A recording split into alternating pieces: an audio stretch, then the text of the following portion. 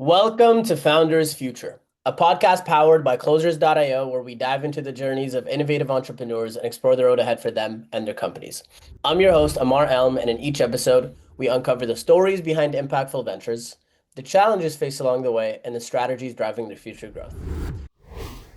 Today, we are absolutely thrilled to be joined by Povilas Rusevicius, the founder of Arbor London, a revolutionary company that has a very simple yet profound mission: to guide you on a journey to mental clarity, emotional balance, and personal empowerment through cutting-edge neurofeedback technology, compassionate service, and a deep respect for the human spirit. Pav, welcome to Founders Future. Thank you for having me. I am super excited to dive in. This is going to be a fun conversation because what you do is very unique. Um, Yeah. I always like to start from the beginning though. So take us on a little trip down memory lane to before you started Arbor London. What were you doing at the time? And then what was really the motivation behind starting the company? Okay. To start from the very beginning, I was always involved in sports growing up. So I was always active.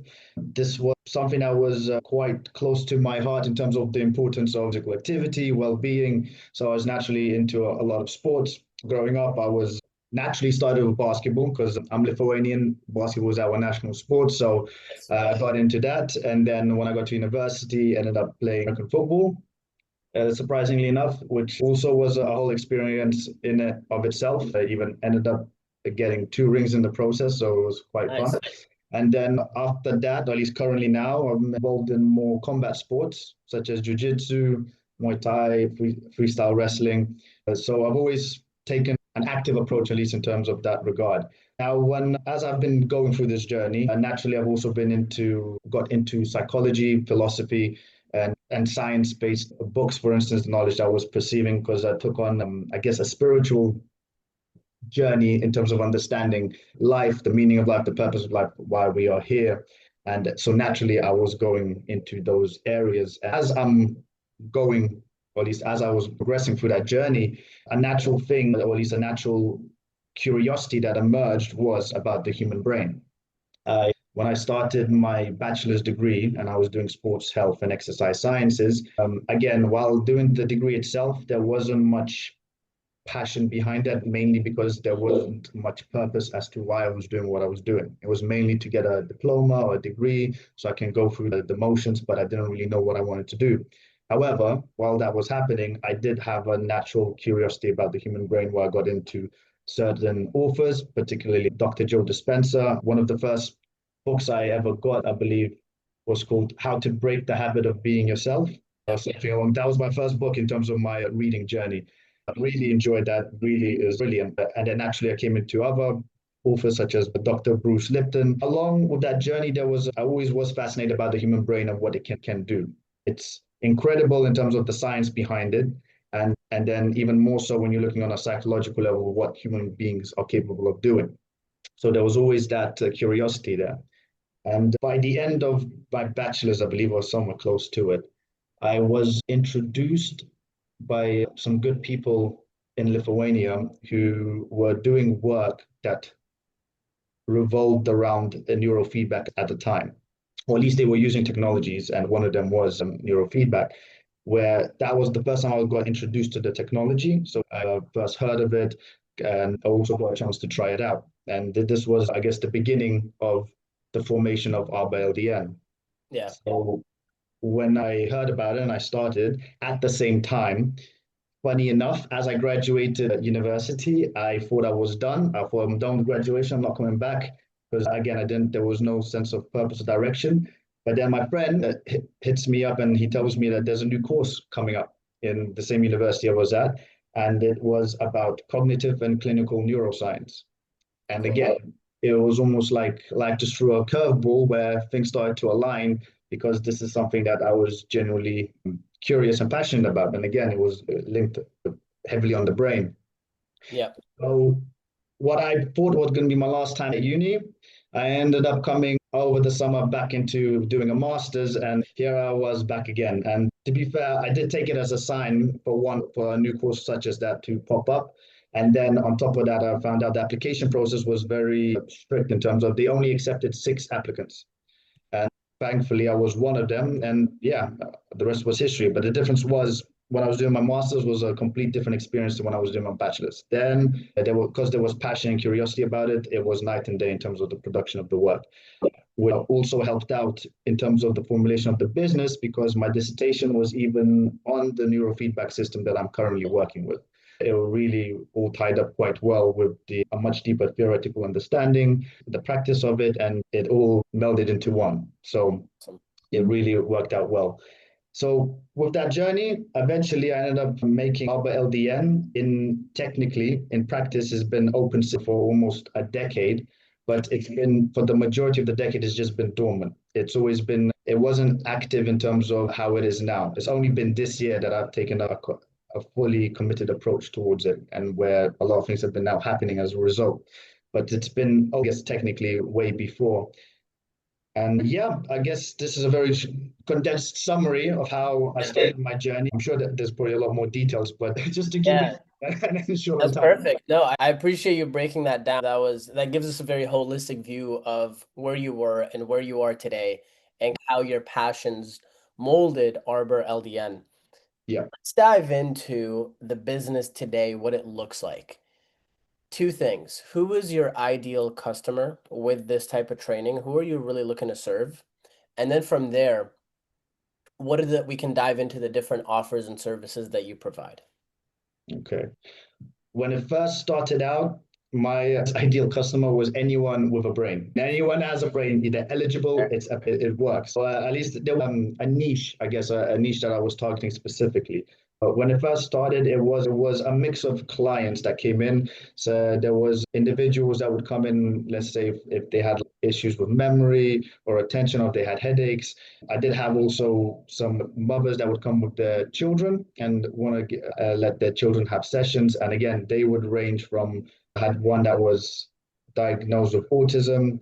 The other one was a relatively healthy girl, no problem. But this is actually a good highlight of how specific certain issues get brought up, and then how the effects of neurofeedback can accommodate that. There was a mother with a child, her daughter, and she disclosed to me that she had a bedwetting problem, and it would be constant. It'd be like every day without fail, or at least at home. And it went from that to practically non-existent after 9 to 10 sessions of working with her. So it was a very diverse group. There was some parents with their children, others with coming from either work related or mental performance related, but there wasn't a specific niche itself, at least not compared to now. And coming towards the services, how it operates now, at its core, or at least at the core package of things, there's 3 main services that we offer, which is in-house, people where they can come into our location to do the sessions and we do it for them. There's a mobile service where we would go to the client's place and set up the session there because the system is portable. Or the third option is rentals, where the client can rent out the system. I will train you how to use it because it's not difficult to use, and then they can use it on their own time and their own schedule, anytime that they please. So that's the core package of it at the moment. Got it. Yeah, thank you so much for breaking that down. Walk me through, just super high level, brief, what are the benefits of this? What is neurofeedback training? Explain to us a little bit what that looks like. And then what are the benefits that people can see from being involved or doing this type of training? Yeah, okay. To for a quick overview of how it works, neurofeedback is essentially brain training. And the way it works is that it takes your cortical activity, how it's working present time, it goes into the system and then out of the system back to the brain like a feedback loop. And what that does, it makes the brain aware of its own functioning. So an analogy I like to use, it's like you taking a look at yourself in the mirror. And then going with that example, say you're walking, but with your shoulders hunched over, you don't think nothing of it. But then when you look at yourself in the mirror, what do you do without even thinking about it? You straighten yourself up into its natural correct position. Why? Because it's the natural correct thing to do. In a similar fashion, that's how the brain regulates and corrects itself to establish its natural reference point of balance all across different categories. And when I talk about different categories, this can then goes into brain waves, which I'm sure you've heard of, involving gamma, beta, alpha, theta, and delta. Each of them associated with a different state of mind or state of being. Yeah. Now, what a lot of people may not realize is that we emit these brain waves simultaneously in everything that we do. Everything we think, feel, or do, we emit these brain waves. But the difference is there is a reference point of where one is exerted over the other. So if you're focusing, for instance, you're going to be predominantly in beta and a little bit of theta. But if you were to take that point across and now all of a sudden you're not exerting as much beta and now you have excess theta, you will struggle to do functions such as paying attention, where you will need to be predominantly beta. This is something that would be common in people with ADHD. Overall, this training is to establish this point of balance all across the board so that you're functioning and clicking on all cylinders. Now, what does that look like in terms of results and outcomes? On the research aspect of it that was done, this covers areas, at least from the top of my head, involves depression, anxiety, PTSD, Alzheimer's, autism, ADHD, tinnitus. There's alcoholism, addictive behaviors, stress, sleep disorders, chemo brain as well. People have done chemotherapy and they use this as a rehabilitative tool to bring back their cognitive performance, and a series of traumatic brain injuries or anything of the sort. This is just on the research aspect of it. And then there is a bit more that I'm currently can't think of at the moment. But then there's also another side, which is anecdotal in terms of people would report these changes, but research just simply hasn't been done on these areas. So I cannot say that it's been scientifically proven to be effective in these areas. But to just give you an example, I mentioned the bedwetting example. That's one aspect. Then there was, I had a lady who, the goal was for her to try to lose weight. And one of the things that what happened was that she got a satiability response from, and what that would mean is that she would eat less and then she'd start to feel full, or she would start, the feeling of being full would come, which naturally she starts to eat less as a result. Another story, it was a lady who was a consistent smoker, although she didn't really come for the sessions to quit smoking. But what ended up happening is that she ended up quitting smoking, and the way she ended up quitting smoking, the reports that she gave was when she goes back and she lives her life as we all do, we naturally have our stresses. And when she was experiencing one of the stresses, her response would be to smoke a cigarette. Now, the difference was this time round is she went through the same pattern of behavior. She would smoke a cigarette, but then the difference was she would not get that dopamine hit or that relaxation response she would usually get from having the cigarette. The body just did not respond. It was almost neutral, to the point that I'm not getting what I want out of this cigarette. Then why am I even doing it in the first place? So it's just a showcase of how everybody reacts in a very unique way, because in every session, every client is in itself a unique case because it works from your brain activity, no one else's. There's no template, there's no a model to compare yourself to a perfect brain. To be honest, there is no such thing as a perfect brain. We are all constantly evolving, constantly changing. There is not a highest level that you can get, or in terms of there's not a static ceiling. More of a case, there's an optimum flow state that is in constant fluction and motion. So everybody responds very differently in that case. Yeah, I love that. Thank you so much for breaking it down. And I love the idea of brainwave patterns. I know the power of being in alpha, being in theta, and having that be consistent states of being that you're in over a long enough period of time. So you've got the three different, they can do in-house, and you're located in London, right? Yeah. London. Yes. Okay, cool. Then they've got the mobile, then they've got the rentals as well. What does the pricing structure look like on these? So the pricing structure as it stands, again, this is more for the core package, because I say core because there's going forward, there's been a lot more, some progressions that will enrich the experience. But as it stands at the core for in-house, any in-house sessions, if it's just a single, it comes up to £80. Then if you want, you can get a 5-session package, which will come for 350. And then there's a 10-session package for 650. Now, if you go to the mobile service, there's the same structure. For a single, it's £100. For 5 sessions, it's 450, and for 10 sessions, it's 850. Awesome. And then finally, for the rentals, you have four options where you can rent it for a week, which is 300. You could rent it for 2 weeks, which is 500. You could rent it for a month, which is 850, or you can rent it out for 3 months for £2,400. Okay, okay, interesting. That's 3 months. I'm curious, and this is genuine curiosity. Why Yeah. would someone want to rent it for 3 months? Because if you're looking from a pricing standpoint, for instance, you're getting the most value for your buck. It comes, Yeah, you can, and then with that, you can, because you're renting out for 3 months, you can fit in, let's just say if it's 30, 30 days for the month, just for conservative, you can put up to yeah. 90 sessions, or you can get up to 90 sessions if you were to do it every day. Some people have known to do it multiple times a day, which is fine too. But you, Okay, so that's something I'm curious about is the yeah, frequency of use. What is the recommended frequency? Like people say work out three, yeah.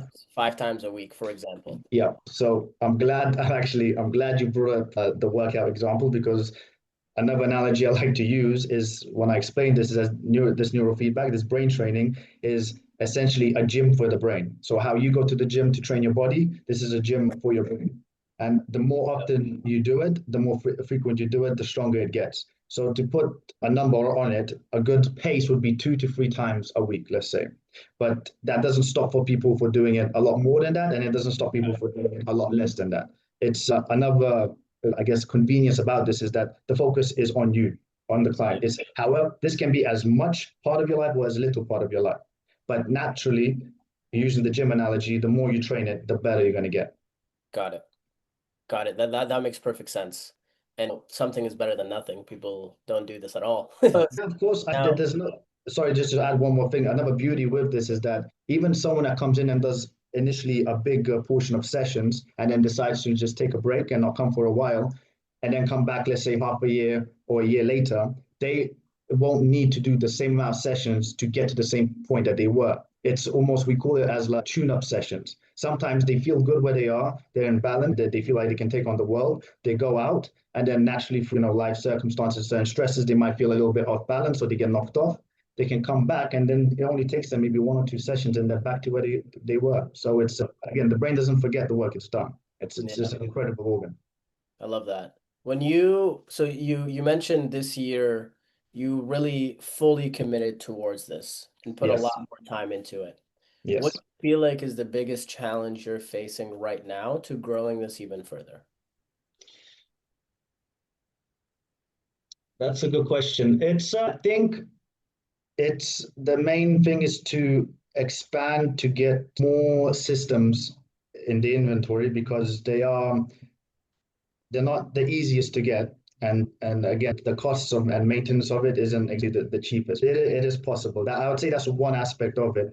But the other one is also the transport, or when I say transport, is the delivery of this service and the system that's outside of London. Because at the moment we are capped at London. The service areas around London, to go outside of it is a bit of a challenge. It's not impossible. It's definitely doable, but it is definitely a challenge, and that's going to be have to be rectified going forward, because the goal is not just London, it's ideally the country, and then even go international depending how things go.